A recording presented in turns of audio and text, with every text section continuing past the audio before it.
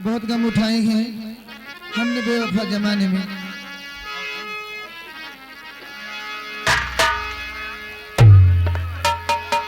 अरे बहुत ही गम उठाए हैं,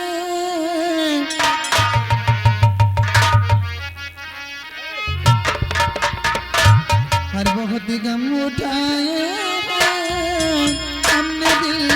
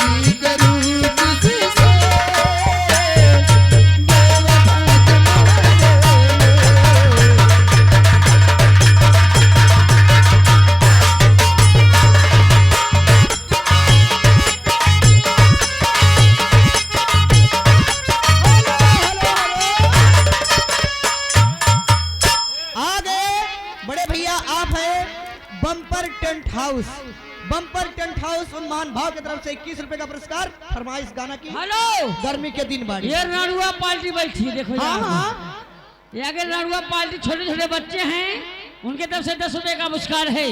हमारी पार्टी को लेकिन लड़कों का हाथ का है वो जैसे चूहे महुआ राजा। आगे वीरेंद्र यादव आर्केस्ट्रा मालिक, उनकी तरफ से 20 का पुरस्कार। और गर्मी के दिन बाड़ी आइए लीजिए।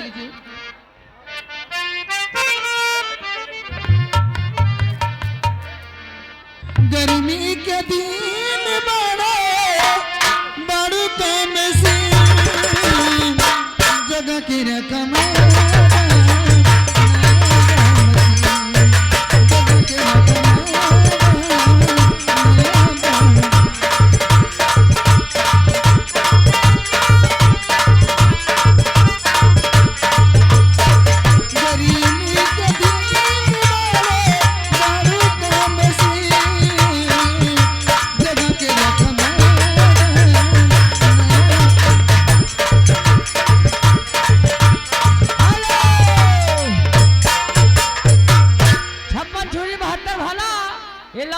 चंदन डीजे वाला 21 रुपए का पुरस्कार है।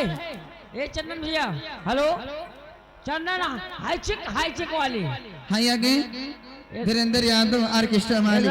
है बलमा बाबू। अरे बलिमा कदर न जाने, अरे बलिमा कदर न जाने बाली रे उमरिया।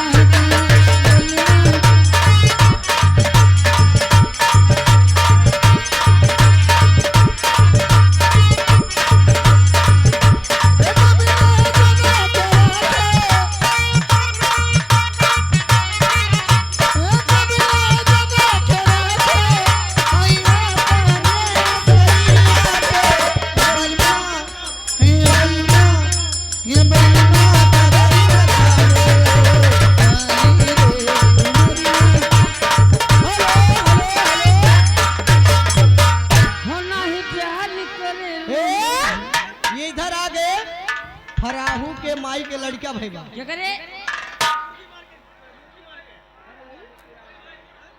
आते रहना कारी का कहा। चलो ठीक है। सोहर सोहर 50 रुपए का पुरस्कार। अरे जौनी बिना रामा मरी जनामा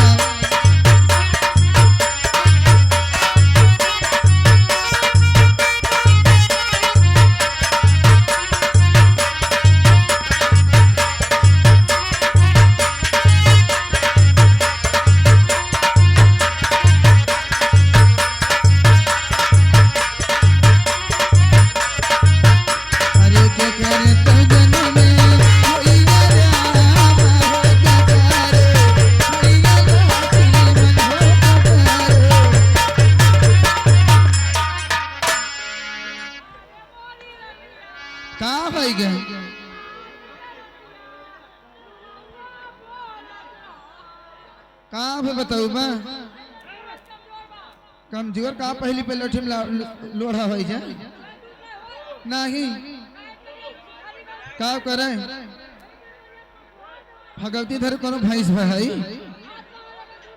ना पियाऊ अच्छा हेलो